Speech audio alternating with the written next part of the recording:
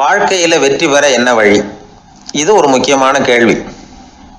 இதுக்கு எல்லாரும் பொதுவா சொல்ற ஒரு பதில், உழைச்சா வெற்றி பெறலாம் அப்படிங்கிறது தான். வாழ்க்கையில வெற்றி பெற உழைப்பு மட்டும் இருந்தா போதாது, நேர்மையும் வேணும் அப்படிங்கிறார் பால் ஹாஃப்மேன். இவர் யார் தெரியுமா? இவர் ஒரு பெரிய பொருளாதார நிபுணர். இரண்டாவது உலகப் போர் முடிஞ்ச சமயம் அப்போ இவர் அமெரிக்காவின் நிதி ஆலோசகராக இருந்தார். தன்னுடைய வாழ்க்கையில நடந்த பழைய நிகழ்ச்சி ஒன்று அவர் சொன்னார். இளம் வயசுல படிச்சு முடிச்சதும் அவர் வேலை தேடிக்கிட்டு இருந்தாராம். அப்போ ஒரு கால்நடை வைத்தியர்கிட்ட போய் வேலை கேட்டிருக்காரு.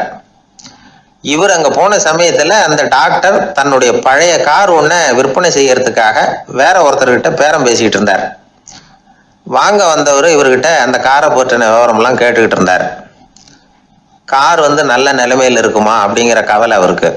எல்லா விவரங்களையும் கேட்டுக்கிட்டு அவர் கடைசியா சொன்னார், டாக்டர், இந்த காரை நீங்களே என்னுடைய ஊருக்கு ஓட்டிட்டு வர வேண்டியது. கார் எந்த ரிப்பேரும் ஆகாம என்னுடைய ஊருக்கு சேர்ந்துட்டுதுன்னா அங்கேயே நான் பணம் கொடுத்து இந்த காரை வாங்கிக்கிறேன் அப்படின்னார். நம்ம கார் அவ்வளவு தூரத்துக்கு வழியில எந்த கோளாறும் இல்லாம போய் சேருமா அப்படிங்கிற சந்தேகம் டாக்டருக்கு. அவர் என்ன செஞ்சார் தெரியுமா? தன்கிட்ட வேலை கேட்டு வந்திருந்த இளைஞர் பால் ஹாஃப்மேனை கூப்பிட்டார். அவர்கிட்ட சொன்னார், இதை பாருப்பா, இந்த காரை நீ அவருடைய ஊர் வரைக்கும் நல்லபடியா ஓட்டிட்டு போய் சேர்த்துட்டீன்னா உனக்கு நான் வேலை கொடுத்து விடுறேன். அது மட்டும் இல்ல, காரு விற்கிற தொகையில கமிஷனும் கொடுக்குறேன், என்ன சம்மதமா அப்படின்னு கேட்டார். ஹாஃப்மேன் யோசனை பண்ணார். அதுக்கப்புறம் சரின்னு சொல்லி சம்மதிச்சார். கொஞ்ச நேரத்துல அவரும் கார் வாங்க வந்தவரும் புறப்பட்டாங்க. இவர் ரொம்ப சிரமப்பட்டு வழியில எங்கேயும் நிறுத்தாம காரை ரொம்ப சாமர்த்தியமா ஓட்டிட்டு போய் சேர்த்துட்டார். இவரை அழைச்சிக்கிட்டு வீட்டுக்குள்ள போனார். அப்புறம் கேட்டார், இதை பார்ப்பா, இப்ப சொல்லு, இந்த காரோட நிலைமை இப்ப எப்படி இருக்கு? உண்மையிலேயே இது நல்ல நிலைமையில இருக்குதா? உன்னுடைய மனசாட்சிப்படி பதில் சொல் அப்படின்னார். இவரும் உடனே காரு நல்ல நிலைமையில தான் இருக்கு அப்படின்னு சொல்றதுக்கு வாயை திறந்தார். அதுக்குள்ள பார்வை எதிரில் உள்ள சுவர் மேல பட்டுது. அங்க இயேசுநாதர் படம் ஒன்று மாட்டியிருந்தாங்க. அதுக்கு அடியில் எழுதியிருந்த வாசகம் என்னன்னா, நீ பேசும் ஒவ்வொரு வார்த்தையையும் இயேசு கவனித்து கொண்டிருக்கிறார் அப்படின்னு இருந்தது. அந்த வரிகளை பார்த்தார். உடனே காரு சரியில்லை அப்படிங்கிற உண்மையை சொல்லிவிட்டார். இவர் இப்படி சொன்னதும் இவரை ரொம்ப ஆச்சரியமா பார்த்தார். இவர்கிட்ட இருந்த நேர்மை அவரை சிந்திக்க வச்சது. உன்னுடைய நேர்மையை பாராட்டுறேன், உனக்கு கமிஷன் கிடைக்கணுங்கிறதுக்காகவே நான் இந்த காரை வாங்கிக்கிறேன்னார். இப்போ அவர் திகைச்சு போய் நின்னார். மறுபடியும் அவர் சொன்னார், நீ காரை ஓட்டிட்டு வரும்பொழுதே உன்னுடைய திறமையை பார்த்தேன், உனக்கு விருப்பம் இருந்தா நீ என்கிட்டயே வேலைக்கு சேர்ந்து விடலாம் அப்படின்னார். பால் ஹாஃப்மேன் அவர்கிட்ட வேலைக்கு சேர்ந்தார். படிப்படியா முன்னேறினார். கடைசியில பாத்தீங்கன்னா அமெரிக்காவுடைய நிதி ஆலோசகரா ஆனார். அதுக்கப்புறம் அவர் அந்த பழைய சம்பவத்தை எப்பவும் மறக்கறதில்லை, அடிக்கடி சொல்றது உண்டு. அதனால இதுல இருந்து நாம தெரிஞ்சுக்க வேண்டியது என்னன்னா, வாழ்க்கையில முன்னுக்கு வரணும்னா உழைப்பு மட்டும் போதாது, நேர்மையும் வேணும். ஆனா இந்த காலத்துல சிலருடைய நேர்மை நமக்கு ஆச்சரியமா கூட இருக்கும். ஒருத்தர் புஸ்தக கடை வச்சிருந்தார். ரொம்ப நேரமா தேடி ஒரு புத்தகத்தை கையில் எடுத்தார். அதுக்கு பில் போட சொன்னார். அந்த புத்தக கடைக்கு வந்த இன்னொருத்தர் பில் போடுறவர், சார், இந்த புத்தகம் மகா அறுவை, மகா மட்டம், இது வேணாம், உங்களுக்கு வேற ஏதாவது ஒன்று பாருங்கன்னார். புத்தக கடை வச்சிருக்கிறவரே இப்படி சொன்னார். வாங்க வந்தவர் இவர் ஆச்சரியமா பார்த்தார். உங்க நேர்மையை பாராட்டுறேன், அது சரி, இந்த புத்தகத்தை ஏற்கனவே நீங்க படிச்சு பார்த்துட்டீங்களான்னு கேட்டார். அதை படிச்சு வேற பார்க்கணுமான்னார். அப்புறம் எப்படி இது மகா மட்டம்னு சொல்றீங்க அப்படின்னார். அதை எழுதினவனே நான் தான் சார் அப்படின்னார் அவர். இது ஒரு விதமான நேர்மை, நேர்மையை ஒத்துக்கிறது. எப்படி இருந்தாலும் வாழ்க்கையில உழைப்பும் நேர்மையும் உயர்வதற்கு வழிகள். உழைப்பை விட நேர்மை முக்கியம் அப்படிங்கிறத புரிந்து கொண்டால் வாழ்க்கையில வெற்றி நிச்சயம். ஒரு சராசரி மனிதனுடைய இயல்பு என்ன? இன்பம் வந்தா துள்ளி குதிப்பான், துன்பம் வந்தா சோர்ந்து போய் ஒரு மூலையில உட்காந்துருவான். இவன் தான் சராசரி மனிதன். ஆனா ஒருத்தன் இன்பம் வந்தா அதுக்காக மகிழ்ச்சி அடையறதில்ல, துன்பம் வந்தா அதுக்காக சோர்ந்து போறதில்ல அப்படின்னு வச்சுக்கோங்க. அப்படி இருந்தா அவன் சாதாரண ஆள் கிடையாது. ஒரு ஊர்ல ஒரு ஞானி இருந்தார். அவரை தேடிட்டு ஒரு பெரியவர் வந்தார். ஐயா, ஞானத்துல சிறந்த ஞானம் எது அப்படின்னு கேட்டாராம். இதுக்கு அந்த ஞானி என்ன பதில் சொன்னார் தெரியுமா? இன்பத்தினால மகிழ்ச்சி அடையாமலும் துன்பத்தினால சோர்வு அடையாமலும் இருக்கிறது தான் அந்த ஞானம், பெரிய ஞானம் அப்படின்னாராம். சரி சுவாமி, அப்படிப்பட்ட ஞானம் உங்களுக்கு எப்படி வந்ததுன்னு கேட்டிருக்காரு இவர். அதை நான் ஒரு கழுதைகிட்ட இருந்து கற்றுக்கிட்டேன் அப்படின்னாராம் அவர். இவருக்கு ஒன்றும் புரியல. ஒரு மாதிரியாக முழிச்சிருக்கிறார். இதை அவர் புரிஞ்சுக்கிட்டார். நீங்கள் நாளைக்கு காலையில் நம்முடைய ஆசிரமத்துக்கு வாங்க, புரிய வைக்கிறேன்னாராம். சரின்னு அவர் போயிட்டார். மறுநாள் காலையில் ஆசிரமத்துக்கு வந்து சேர்ந்தார். ஞானி அவரை கூப்பிட்டு உட்கார வச்சார். வாங்க, வந்து இப்படி உட்காருங்க, கொஞ்ச நேரத்தில் இந்த வழியாக ஒரு கழுதை போகும், அதை கவனித்து பாருங்கன்னாராம். இவருக்கு இன்னமும் ஒன்றும் புரியாமல் போச்சு, ஒரே குழப்பம். இருந்தாலும் அந்த ஞானி சொன்னது மாதிரியே உட்காந்துருக்கிறார். கொஞ்ச நேரத்தில் அந்த வழியாக ஒரு கழுதை போச்சு. அது முதுக நிறைய அழுக்கு மூட்டைகள், அதை சுமந்துக்கிட்டு போகுது. ஒரு செலவு தொழிலாளி அதை ஓட்டிகிட்டு போகிறார். கொஞ்சம் தூரத்தில் ஒரு ஆறு இருக்குது. அங்கே போய் துணியெல்லாம் சுத்தப்படுத்திக்கிட்டு சாயந்தரமாக திரும்பி இந்த வழியாக வருவாங்க. ஞானி சொன்னது மாதிரியே இந்த பெரியவர் அழுக்கு மூட்டையை சுமந்துக்கிட்டு போகிற அந்த கழுதையை கவனித்தார். கழுதை போயிட்டுது. அதுக்கப்புறம் ஞானியை திரும்பி பார்த்தார். இப்போ அந்த ஞானி சொன்னார், சாயந்தரம் வரைக்கும் நீங்கள் இங்கேயே இருக்கணும்னார். அதே மாதிரி இவர் இருந்தார். சாயந்தரமாக அந்த ஞானி சொன்னார், ஐயா, இப்போ கொஞ்ச நேரத்தில் அந்த கழுதை இந்த வழியாக திரும்பி வரும், அதையும் கவனித்து பாருங்கன்னார். இவரும் கவனித்து பார்க்குறார். கழுதை வந்தது. அது முதுகில் சலவை செய்யப்பட்ட துணி மூட்டை, அது பாட்டுக்கு சுமந்துக்கிட்டு போய்கிட்டு இருக்குது. பெரியவருக்கு ஒன்றும் புரியல, பொறுமை இழந்துட்டார். சரி சுவாமி, இந்த கழுதைக்கும் உங்கள் ஞானத்துக்கும் என்ன சம்பந்தம் அப்படின்னார். இப்போ அந்த ஞானி விளக்கினார், ஐயா, இந்த கழுதை இதே மாதிரி தினமும் காலையில் அழுக்கு மூட்டைகளை சுமந்துக்கிட்டு ஆற்றுக்கு போகுது, மாலையில் வெண்மையான சுத்தமான துணிகளை சுமந்துக்கிட்டு திரும்பி ஊருக்கு போகுது. காலையில் இது போகும்பொழுது முதுகில் அழுக்கு மூட்டைகளை சுமந்துக்கிட்டு போகிறோமேங்கிற வருத்தமும் அதுக்கு கிடையாது. சாயந்தரம் திரும்பி வரும்பொழுது சுத்தமான துணிகளை சுமந்துக்கிட்டு வர்றோமேங்கிற மகிழ்ச்சியும் அதுக்கு இல்லை. இதை பார்த்து தான் நானும் அது மாதிரி ஞானத்தை கற்றுக்கிட்டேன் அப்படின்னாராம்.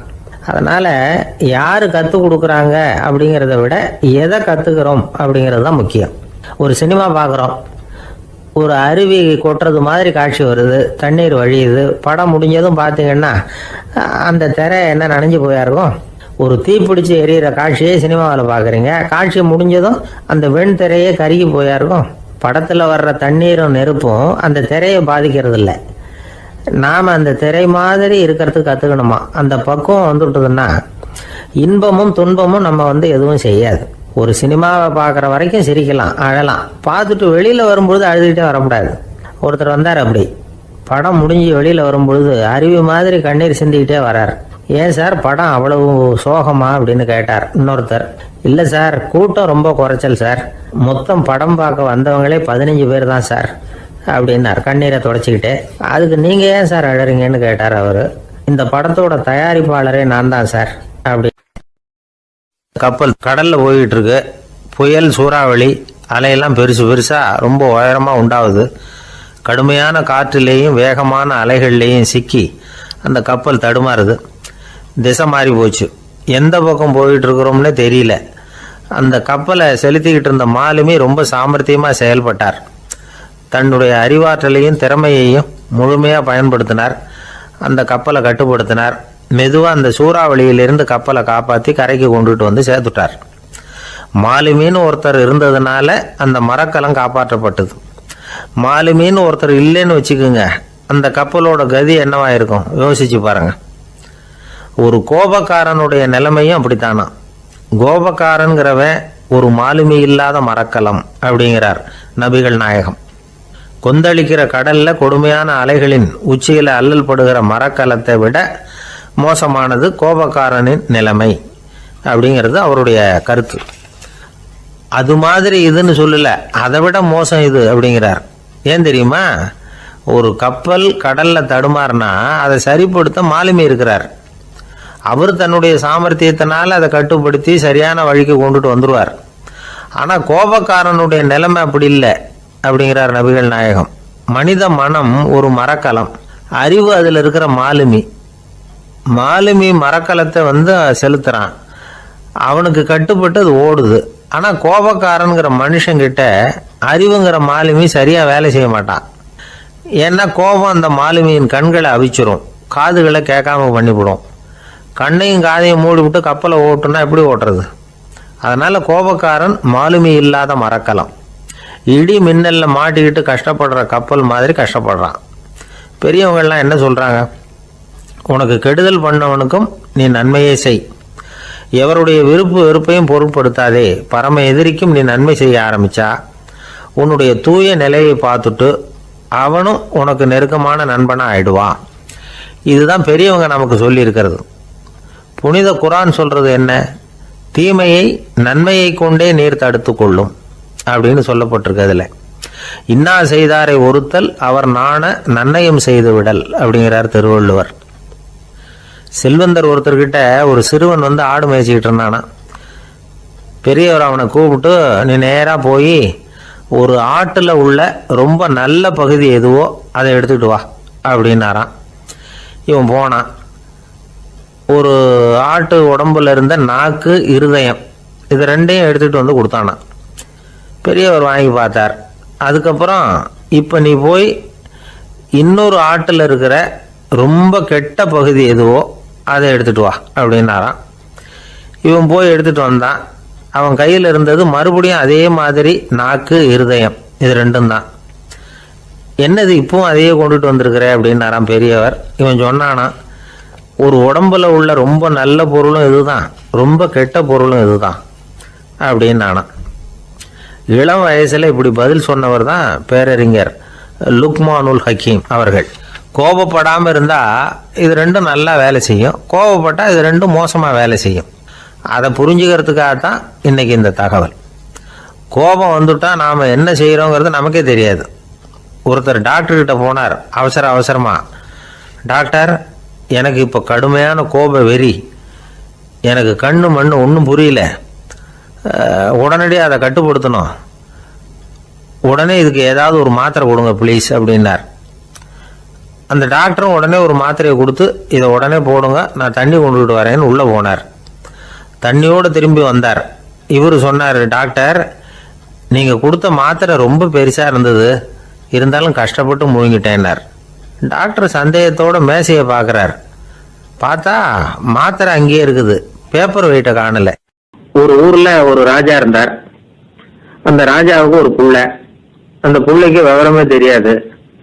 அவன் ஒரு முட்டாளுங்கிறது எல்லாருக்கும் தெரியும்.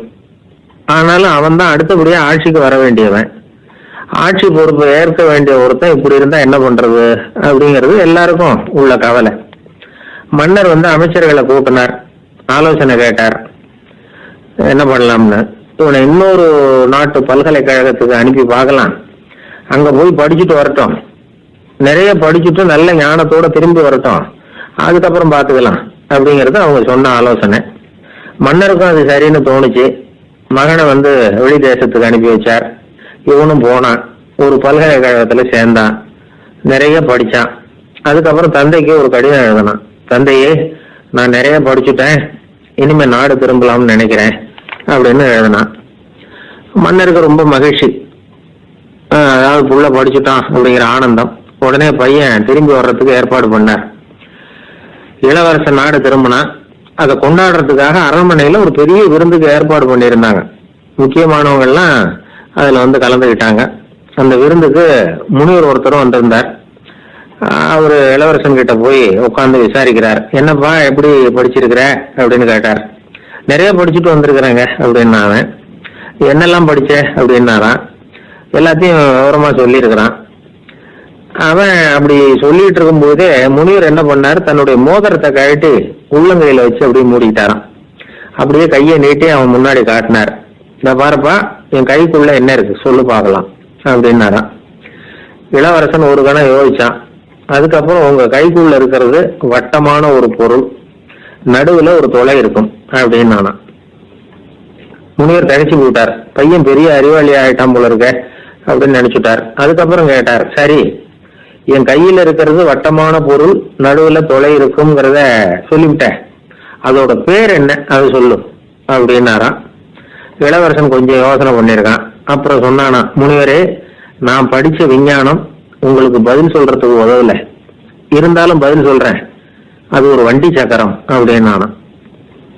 இப்பதான் முனிவர் யோசிச்சாராம். அவருக்கு புரிஞ்சுதான், அதாவது முட்டாளை படிக்க வைக்கலாம், ஆனால் சிந்திக்க வைக்க முடியாது அப்படிங்கிறத அவர் புரிஞ்சுக்கிட்டாராம். தகவல் அறிவு ஞானமாகாது அப்படிங்கிறார் ஓஷோ. ஏன்னா தகவல்கள் வந்து மாறுதலை ஏற்படுத்துறது இல்லை, ஆனால் ஞானம்ங்கிறது மாறுதலால் உண்டாகக்கூடிய ஒண்ணு.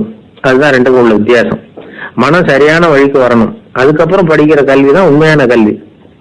சரி, மனம் சரியா வர்றதுக்கு என்ன வழி அப்படின்னு கேட்டா, மனிதன் முழு மாறுதலுக்கான வழிமுறை தியானம் தான் அப்படிங்கிறார் அவர். அதனாலதான் நிறைய படிச்சிருக்கேன்னு சொல்றவன் எல்லாம் ஞானம் உள்ளவன் நினைச்சிடக்கூடாது. ஒருத்தர் இன்னொரு பெரிய மனிதரை அழைச்சிட்டு அறிமுகப்படுத்தினாராம். சார் நிறைய படிச்சிருக்கார், 3 MA வாங்கியிருக்கார், ஆனா ஒரு விஷயம், அப்பப்போ கொஞ்சம் திருடுவார், அவ்வளவுதான், மற்றபடி அவர் ஒரு பெரிய அறிவாளி தான் அப்படின்னாராம். ஒரு ஊர்ல ஒரு மன்னர் இருந்தார். ஒரு நாள் அவருடைய அரசவைக்கு ஒரு ஓவியன் வந்தான். அவன் சீனா தேசத்திலிருந்து வந்தவன், தாவோ சிந்தனையாளன். அவன் அங்க மன்னர் முன்னாடி நிக்கிறான். யாரும் செய்ய முடியாத ஒரு காரியத்தை என்னால செய்ய முடியும்னா.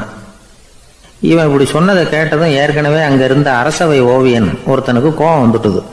இதோ பாரு, இப்படி எல்லாம் பேசக்கூடாது, நான் வேணும்னா உன்னுடைய சவாலை ஏத்துக்கிறேன் அப்படின்னா. நாம 2 பேரும் ஓவியம் தீட்டுவோம், அதை பார்த்துட்டு நம்ம 2 பேர்ல யாரு சிறந்த ஓவியன் அப்படிங்கிறத மன்னரே தீர்மானம் செய்யட்டும், என்ன சொல்ற அப்படின்னு கேட்டான் அவன். அவனும் சரின்னு ஒத்துக்கிட்டான். போட்டி ஆரம்பமாச்சு. அரசர் அவங்களுக்கு 2 சுவர்களை ஒதுக்கி கொடுத்தார். 6 மாச காலம் அவகாசம் கொடுத்தார். 2 ஓவியர்களும் அவங்கவங்க வேலையை ஆரம்பிச்சாங்க. இரவு பகலா வேலை செய்ய ஆரம்பிச்சுட்டாங்க. 6 மாசம் முடிஞ்சது. அரசர் பார்த்தார். முதல்ல தன்னுடைய அரசவை ஓவியர் தீட்டி இருந்த ஓவியத்தை பார்த்தார். ரொம்ப பிரமாதமா இருந்தது, பாராட்டினார். இதோ பாரு, உன்னுடைய ஓவியம் அற்புதமா இருக்கு, உயிரோட்டம் உள்ளதா இருக்குது, கலையின் உச்சமே இதுதான், இதை விட சிறந்த ஒரு ஓவியத்தை வேற யாராலையும் படைக்க முடியாது அப்படின்னார். அதுக்கப்புறம் அந்த சீன ஓவியன் கிட்ட போனார். எங்க உன்னுடைய ஓவியம்னு கேட்டார். திரைச்சீலையை விலக்கி விட்டு பாருங்கன்னா. மன்னர் அந்த திரைச்சீலையை விளக்குனார். உள்ள ஓவியம் இருக்க வேண்டிய இடம் கண்ணாடி மாதிரி தெரிஞ்சுது.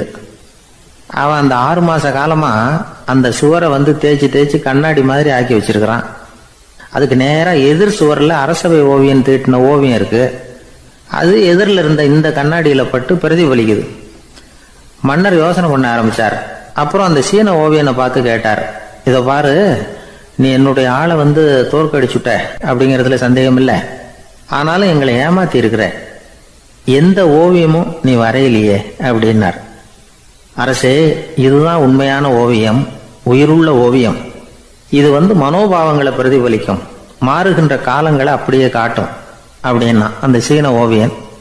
கையால வரைகிற ஓவியங்கள்ல சலனம் இல்லை, கண்ணாடி அப்படி கிடையாது, சக்தியின் ஓட்டம் அதுல எப்பவும் இருந்துகிட்டே இருக்கும். கண்ணாடி மட்டுமே ஜீவன் உள்ள ஓவியமா இருக்க முடியுங்கிறத அந்த சீன ஓவியன் தெரிஞ்சு வச்சிருந்தான். ஏன்னா அவன் ஒரு தாவோ சிந்தனையாளன். ஒவ்வொரு குழந்தையும் இந்த கண்ணாடியோட தான் பிறக்குது.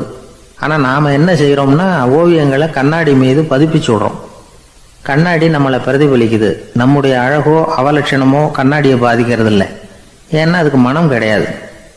கடந்து போன வினாடியை பத்தி அது சிந்திக்கிறது இல்லை. அடுத்த கணத்தை பத்தின எதிர்பார்ப்பும் அதுகிட்ட கிடையாது. அதுதான் பற்றற்ற நிலை. மனிதனுக்கு தேவைப்படுறது அதுதான். கண்ணாடி கிட்ட இருந்து நாம கற்றுக்கொள்ள வேண்டிய பாடம் இது.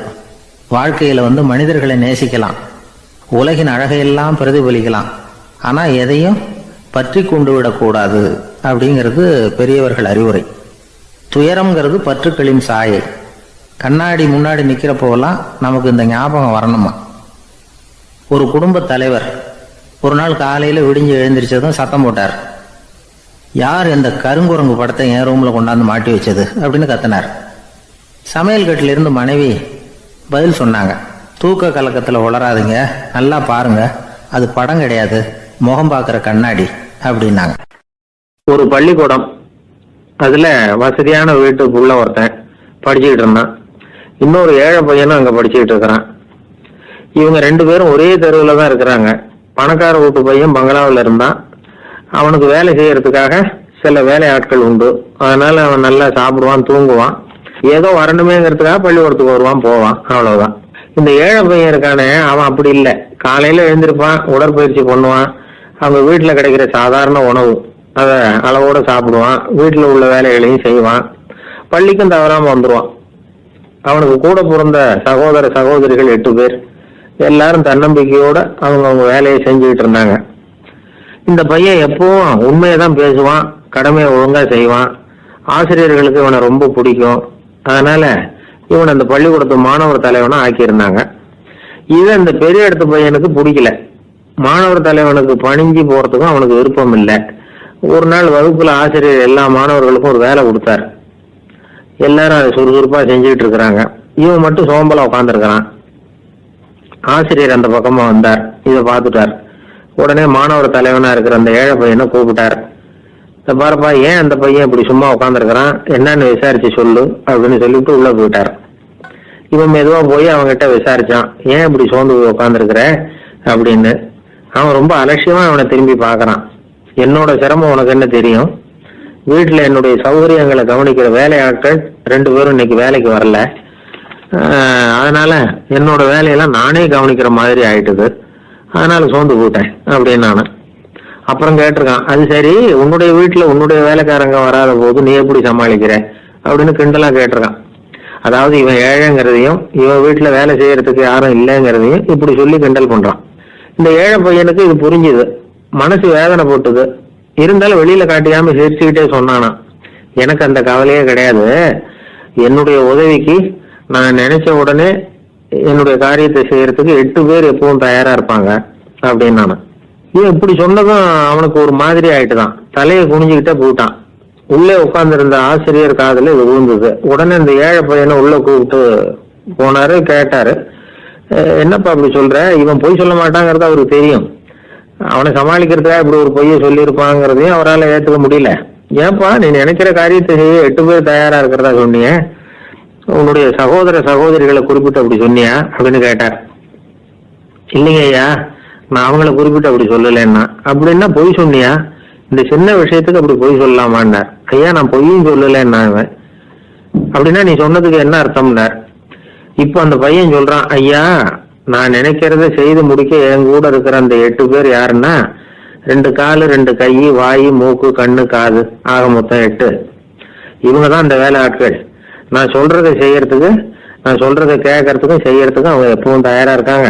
அந்த அளவுக்கு என்னுடைய பயிற்சிகள், பழக்க வழக்கங்கள் மூலமா அவங்கள நல்ல நிலைமையில வச்சிருக்கிறேன் அப்படின்னா. இந்த கதைய சுவாமி சின்மயானந்தர் சொல்றது வழக்கம்.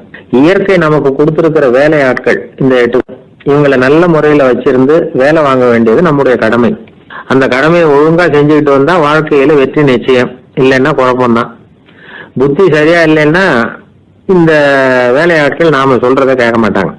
ஒருத்தன் குடி போதையில தள்ளாடி தள்ளாடி போய் ஒரு மரத்துல முட்டிக்கிட்டானா. தலையில கட்டு போட்டுக்கிட்டு மறுநாள் வந்திருக்கான். ஏன்டா அப்படி பண்றேன்னு கேட்டிருக்காங்க. நான் ஒதுங்கி போன்னு தான் சொன்னேன், அது கேட்கல அப்படின்றான். எது கேட்கல? உன்னோட காலா அப்படின்னு கேட்டிருக்காங்க. இல்லைங்க, அந்த மரம் அப்படின்னு நானா. ஒருத்தர் குதிரை ரேஸுக்கு போனார், பணம் கட்டினார், தோத்து போயிட்டார். மறுபடியும் போனார், பணம் கட்டினார், தோத்து போனார். அடுத்த தடவையும் பணம் கட்ட போனப்போ அவரை தடுத்து கேட்டோம், ஏன் சார், ஏற்கனவே விட்டது போதாதா, இன்னமும் இருக்கிறத விடணுமா அப்படின்னு கேட்டோம். விட்டதையெல்லாம் மொத்தமா எடுக்க வேணாமா சார், அதுக்காக தான் தொடர்ந்து பணம் கட்டுறேன்னார் அவர். இவரை திருத்துறது ரொம்ப கஷ்டம். இது ஒரு மனநோய். மனநோய்கள்ல பல வகை உண்டு. மனநோய்கள் பிரிவு அட்டவணையில சூதாட்டம்ங்கிறது அவதியுறும் நோய் அப்படிங்கிற தலைப்புல வருது. சூதாட்டம் 2 வகைப்படும்னு சொல்றாங்க உளவியல் நிபுணர்கள். ஒரு வகை எப்படின்னா, நண்பர்களோட சேர்ந்துக்கிட்டு மகிழ்ச்சியும் கிளர்ச்சியும் அடையறதுக்காக ஈடுபடுறது. பிரச்சனைகளை தீர்க்கறதுல ஒரு ஆர்வம், கேளிக்கைக்காக கொஞ்சம் விட்டு பிடிக்கிறது அப்படிங்கிற மனுஷனுடைய அடி மனசுல உள்ள விபரீத பிணைய சுபாவம், இதெல்லாம் அதுக்கு காரணம். இன்னொரு வகை எப்படின்னா, சூதாட்டத்தில் ஈடுபட்டு ஒரு கட்டாய நிலைமைக்கு ஆளாயிடுறது. ஈடுபடு அப்படின்னு மனசு ஒரு வெறித்தன்மையை தூண்டிக்கிட்டே இருக்கும். இப்படிப்பட்டவங்களுக்கு நாம தோத்துக்கிட்டு இருக்கோம்ங்கிறது தெரியும், நாம ஜெயிக்கிறதுக்கான சந்தர்ப்பம் இல்லைங்கிறதும் தெரியும். இதனால நமக்கும் கஷ்டம், நம்ம சுத்தி இருக்கிறவங்களுக்கும் கஷ்டங்கிறதும் புரியும். அப்படி இருந்தும் சூதாடுவாங்க. இதுக்கு காரணம் சூதாடியின் பகற்கனவு அப்படிங்கிறாங்க நிபுணர்கள். இந்த நிலைமைக்கு கட்டாய சூதாட்டம் அல்லது நிர்பந்த சூதாட்டம் அப்படின்னு பேர் வச்சிருக்கிறாங்க.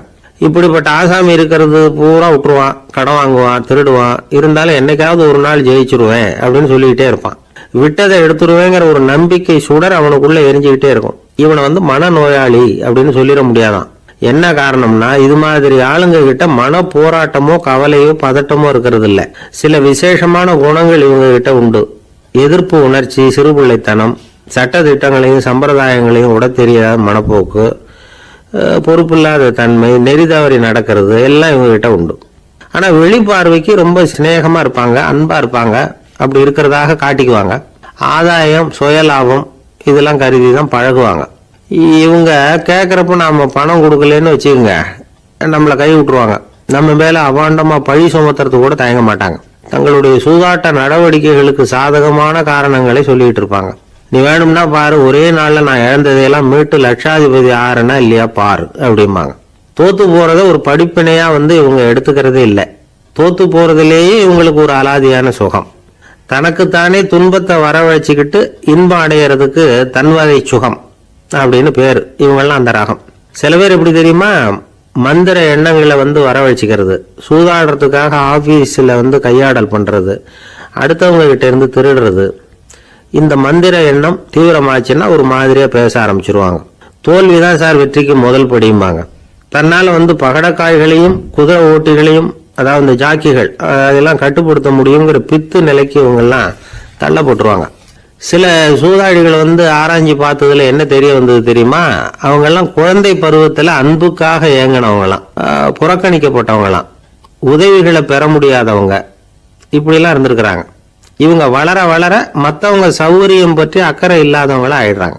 அதிர்ஷ்ட தேவதை தன்னோட இருக்கிறாங்க அப்படிங்கிற அசையாத நம்பிக்கை இவங்களுக்கு. இவங்களை திருத்துறது ரொம்ப கஷ்டம். அதனால பந்தயம், சூதாட்டம் இது மாதிரியான விஷயங்களை விட்டு விலகியே இருக்கிறது தான் நமக்கு நல்லது. ஒரு ஆள் சொன்னான், என்னுடைய குதிரை வேகமா ஓடுறதுக்கு என்ன வழி அப்படின்னு கால்நடை மருத்துவர்கிட்ட யோசனை கேட்டேன். அவர் ஒரு பாட்டில் நிறைய மாத்திரைகளை கொடுத்து தினம் 2 மாத்திரை விதமா கொடுக்க சொன்னார். முதல் நாள் 2 மாத்திரையை கொடுத்துட்டு அது மேலே ஏறி உட்கார்றதுக்கு போனேன். அவ்வளவுதான். அதுக்குள்ள அது அம்பு மாதிரி பாஞ்சு ஓடி போச்சு. நான் இன்னும் உட்காரவே இல்லை, அதுக்குள்ள பாஞ்சு ஓடி போச்சு அப்படின்னா. அடடா, அப்புறம் நீங்க என்ன பண்ணீங்க அப்படின்னு கேட்டாங்க. என்ன பண்றது, மீதி மாத்திரை பூராவே நான் முழுங்கி விட்டு அதுக்கப்புறம் துரத்தி பிடிச்சி அது மேலே ஏறி உட்கார்ந்தேன் அப்படின்னா. அவன் 21ஆம் வருஷம் செப்டம்பர் மாசம் 22ஆம் தேதி மதுரை மேலமாசி வீதியில உள்ள ஒரு வீடு. அங்க அன்னைக்கு நடந்த ஒரு அற்புத நிகழ்ச்சி பின்னாடி உலக மக்களை எல்லாம் ஆச்சரியப்பட வச்சது. இந்திய வரலாற்றிலேயே அது ஒரு முக்கியமான நிகழ்ச்சி. உலக மக்கள் கவனமெல்லாம் காந்திஜியின் பக்கம் திரும்புறதுக்கு காரணமா இருந்த நிகழ்ச்சி அது. கதர் துணி பிரச்சாரத்துக்காக காந்திஜி மதுரைக்கு வந்திருந்தார். சென்னை துணி வணிகர் சங்கத்தின் துணைத் தலைவர் ஒருத்தர் இருந்தார், ராம்ஜி கல்யாண் சேட்ஜி. அவருடைய வீடு மதுரை மேலமாசி வீதியில் இருந்தது. அந்த வீட்டில தான் காந்திஜி தங்கி இருந்தார். அப்போ வயலுக்கு போற உழவர்கள்லாம் சின்ன சின்ன துண்டை இடுப்புல கட்டிக்கிட்டு கலப்பையை தூக்கிக்கிட்டு தெருவில் நடந்து போறதை கவனிச்சார். ஏற்கனவே சேலத்துக்கு தெற்க பல பகுதிகளில் ஆண்களும் பெண்களும் அறகுறை ஆடைகளோட உழைச்சிக்கிட்டு இருக்கிறத கண்ணால கண்டிருக்கிறார் அவரு. இந்தியரின் சராசரி உடை இவ்வளவுதான் அப்படிங்கிறத புரிஞ்சுக்கிட்டார். மனசை என்னவோ பண்ணியிருக்குது. ராத்திரி பூரா அதை பத்தியே யோசனை. 22/9/21 வியாழக்கிழமை காலையில காந்திஜி எழுந்திருக்கிறார். அவர் கூட தங்கி இருந்தவங்களையெல்லாம் பார்த்து சொன்னார், இன்னையிலிருந்து அறையில முழு அகல துண்டு தான் கட்டுவேன்.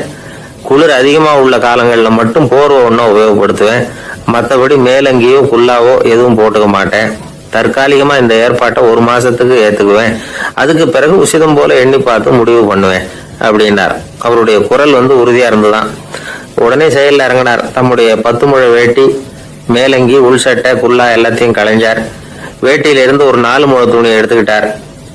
இதுக்கு உதவி செஞ்சவர் அன்னைக்கு விருதுநகர்ல பிரபல தொண்டரா இருந்த பழனிக்குமார பிள்ளை. வெட்டி எடுத்த துண்டை நீள வாக்குல ரெட்டையா மடிச்சாரு. அதை இடுப்புல துண்டு மாதிரி கட்டிக்கிட்டாரு. தலையில சின்ன உச்சி குடுமி, அறையில சின்ன துண்டு. அண்ணல் காந்தி ஆண்டி கோலத்துல காட்சி அளிக்கிறார். கூட இருந்தவங்களை பார்த்து காரைக்குடிக்கு புறப்படலாமே அப்படின்னார். அவர் நண்பர்களும் சீடர்களும் திகைச்சு போய் நிக்கிறாங்க. இந்த விரதம் நிரந்தரமா ஆயிடுமோங்கிற பயம் அவங்களுக்கு. எப்படியோ இந்த விவரம் ராஜாஜிக்கு அன்னைக்கு பிரபலமா விளங்கின தேசபக்தர் டாக்டர் TSS ராஜனுக்கு எட்டுச்சு. உடனே 2 பேரும் ஓடி வந்தாங்க. வேண்டாமே இந்த கோலம் அப்படின்னாங்க. காந்திஜி தன்னுடைய முடிவுல உறுதியா இருந்தார். ராஜாஜி என்னென்னமோ வாதம்லாம் பண்ணி பார்த்தார். உங்களுடைய வாதத்துக்கு என்னால பதில் சொல்ல முடியல, இருந்தாலும் நான் செய்யறதுதான் சரிங்கிறதுல எனக்கு சந்தேகம் இல்லை. இன்னைக்கு அதிகாலை 3 மணி இருக்கும். நான் ஓரளவு விழிச்சுக்கிட்டேன். அதாவது உறக்கமும் விழிப்புமா இருந்த நிலையில எனக்கு இந்த எண்ணம் உண்டாச்சு. இது என்னுடைய அந்தராத்மாவின் ஆணை, அதை என்னால மீற முடியாது அப்படின்னு சொல்லிவிட்டாராம் காந்திஜி. கதர் பிரச்சாரத்துக்காக காரைக்குடிக்கு கிளம்பினார். வாசல்ல 4 மோட்டார் வண்டிகள் காத்துக்கிட்டு இருந்தது. வீதியில 2 பக்கமும் ஜனங்கள். காந்திஜி இடுப்பு துணியோட மோட்டார் வண்டியில ஏறினார். நண்பர்களும் சீடர்களும் மக்களும் உடல் சிலிர்க்க அந்த காட்சியை பார்க்கறாங்க. மோட்டார் வண்டி நகர ஆரம்பிக்குது. எப்பேற்பட்ட காட்சி அது! சொக்கநாத பெருமானியே கூலி ஆளாக்கிய மண், அப்படி ஆக்கி மண் சுமக்க வச்ச மதுரை இல்லையா, அந்த மதுரை தான் காந்திஜி துறவி கோலம் கொள்றதுக்கும் காரணமா இருந்திருக்குது. இது இன்னைக்கு எத்தனை பேருக்கு தெரியும்? ஒரு தடவை காந்திஜி நேருவும் சுற்றுப்பயணம் செஞ்சாங்களாம். ஒரு இடத்துல நடந்து போயிட்டு இருக்கிறாங்க. குறுக்க ஒரு வாய்க்கால். நேரு என்ன பண்ணாரு தெரியுமா? தன்னுடைய இளமை துடிப்பை காட்டுறதுக்காக கொஞ்சம் தூரம் பின்னாடி போய் அங்கேருந்து வேகமா ஓடி வந்து அந்த வாய்க்காலை தாண்டினாராம். காந்திஜி அப்படி பண்ணல. பக்கத்துல இருந்த பாலம் வழியா அந்த வாய்க்காலை கடந்து வந்தார். நேரு காந்திஜியை பார்த்து சிரிச்சுக்கிட்டே, என்ன மாதிரி நீங்களும் தாண்டி இருக்கலாமே அப்படின்னாராம். அதுக்கு காந்திஜி சிரிச்சுக்கிட்டே சொன்னாராம், 2 அடி முன்னேறதுக்காக 5 அடி பின்னாடி போறதா அப்படின்னாராம். ஒருத்தர் அவசரமா போய்கிட்டு இருந்தார். எங்க போயிட்டு இருக்கீங்க அப்படின்னு கேட்டார் ஒரு பெரியவர். கடைக்கு போறேன் சார், சாமான் வாங்கறதுக்கு அப்படின்னார். அங்க போறதுக்கு முன்னாடி தெரிஞ்சுக்க வேண்டியதெல்லாம் தெரிஞ்சுக்கிட்டீங்களா அப்படின்னு கேட்டார் பெரியவர். கடைக்கு போய் காசை கொடுத்து ஒரு பொருளை வாங்கிட்டு வர போறோம், இதுல தெரிஞ்சுக்க வேண்டியது என்ன இருக்குது அப்படின்னாரு அலட்சியமா. இப்ப அந்த பெரியவர் பேச ஆரம்பிச்சார். இந்த உலகத்துல எந்த ஒரு செயல்ல இறங்குறப்பவும் நாம நல்லா ஆலோசனை பண்ண வேண்டிய விஷயம் 5 அப்படின்னார். உதாரணமா, ஒருத்தன் கடைக்கு போய் ஏதோ ஒரு பொருளை வாங்கிட்டு வர போறான்னு வச்சுக்கோங்களேன். அப்ப கூட அவன் 5 விஷயங்களை பத்தி தெரிஞ்சுக்க வேண்டியிருக்குது அப்படிங்கிறார் அவர். முதல்ல அந்த பொருள் எப்படிப்பட்டது அப்படிங்கறத தெரிஞ்சுக்கணும். 2வதா தன்னை பத்தியும் தெரிஞ்சுக்கணும். அப்பதான் அந்த பொருள் தனக்கு தேவையா இல்லையா அப்படிங்கறத புரிஞ்சுக்க முடியும். 3வதா தெரிஞ்சுக்க வேண்டியது ஒண்ணு இருக்கு. அது என்னன்னா, அந்த பொருளை அடையறதுக்கு வழி என்ன அப்படிங்கறது தெரிஞ்சுக்கணும். அதாவது எவ்வளவு பணம் கொடுத்தா அது கிடைக்கும், இது மாதிரியான விஷயங்கள். 4வதா அந்த பொருளை அடையறது மூலமா நாம அடையக்கூடிய பயன் என்ன அப்படிங்கறதையும் உணரணும். 5வது அந்த பொருளை அடையறதுல இருக்கக்கூடிய தடை எது அப்படிங்கறதையும் நாம தெரிஞ்சுக்கணும். பெரியவர் பேசுறது ஏதோ தத்துவம் மாதிரி தெரியுது இல்லையா? தத்துவம் தான். அதாவது இப்படி உலகியல் வாழ்க்கையில சின்ன சின்ன விஷயங்கள்லயே நாம 5 விஷயங்களை தெரிஞ்சுக்க வேண்டி இருக்குது. அது ரொம்ப அவசியமா இருக்கு. பேரின்ப நிலைன்னு சொல்றாங்கல்ல, அது மாதிரி பெரிய சமாச்சாரங்கள்லயும் இந்த 5 விஷயங்களை நாம தெரிஞ்சுக்க வேண்டியிருக்குது. அதுக்கு பேர் என்னன்னா அர்த்த பஞ்சகம். வைணவ சமயத்துல அர்த்த பஞ்சகம்ங்கிறது ரொம்ப பெரிய விஷயம். கடைக்கு போறது மாதிரி கடவுளை பார்க்க போறப்போ நாம 5 விஷயங்களை தெரிஞ்சுக்கணுமா. முதல்ல பரம்பொருள் அப்படிங்கிறது என்ன, அதோட தன்மைகள் என்ன, இதை தெரிஞ்சுக்கணும். இதுக்கு பேர் என்னன்னா பரமாத்ம ஸ்வரூபம் அப்படின்னு பேர். 2வது நாம யாரு, நம்மோட தன்மை என்ன அப்படிங்கறத தெரிஞ்சுக்கணும். நான் யாருன்னு எனக்கே தெரியலங்கிறப்போ இதை நான் சொல்றேன்னா இது என்னுடையதுன்னு சொல்றது தப்பு தானே. அப்புறம் 3வது விஷயம், பரம்பொருளை நாம அடையறதுக்கு வழி எது, இதை தெரிஞ்சுக்கணும். இது உபாய ஸ்வரூபம் அப்படின்னு பேரு. 4வது விஷயம், நாம அடைய வேண்டிய பயன்கள் என்ன அப்படிங்கறது தெரிஞ்சுக்கிறது. இதுக்கு புருஷார்த்தம் அப்படின்னு பேரு. 5வது அந்த பயனை அடைய விடாமல் தடுக்கிற தடைகள் யாவை அப்படிங்கறது தெரிஞ்சுக்கிறது. இது விரோதி ஸ்வரூபம். இதைத்தான் தடையியல் அப்படின்னு சொல்றாங்க. அதாவது பரமாத்மாவை பற்றிய அறிவு, ஜீவாத்மாவை பற்றிய அறிவு, உபாயம் பற்றிய அறிவு, புருஷார்த்தம் பற்றிய அறிவு, இந்த 4 அறிவுக்கும் எதிரடையா, அதாவது அதையெல்லாம் தப்பா புரிஞ்சுக்கிறதால உண்டாகக்கூடிய அறிவு விரோதி ஸ்வரூபம். என்ன இது தகவல்ல ஏதாவது கதை சொல்லுவீங்கன்னு பார்த்தா ஏதோ தத்துவம் பேசிக்கிட்டு இருக்கிறீங்களே அப்படின்னு நினைக்கலாம். இதுவும் தெரிஞ்சுக்க வேண்டிய ஒரு பெரிய விஷயம்தான். காதுல போட்டு வச்சா எப்போது உபயோகப்படும். என்னுடைய நண்பர் ஒருத்தர் ஒரு நாள் என்கிட்ட சொன்னார், சார் அடுத்த மாசம் தஞ்சாவூர்ல ஒரு கல்யாணம், போறதா வேண்டாமா அப்படின்னு ஒரே குழப்பமா இருக்கு அப்படின்னார். நான் உடனே இந்த அர்த்த பஞ்சக உபதேசம் பண்ண ஆரம்பிச்சேன்.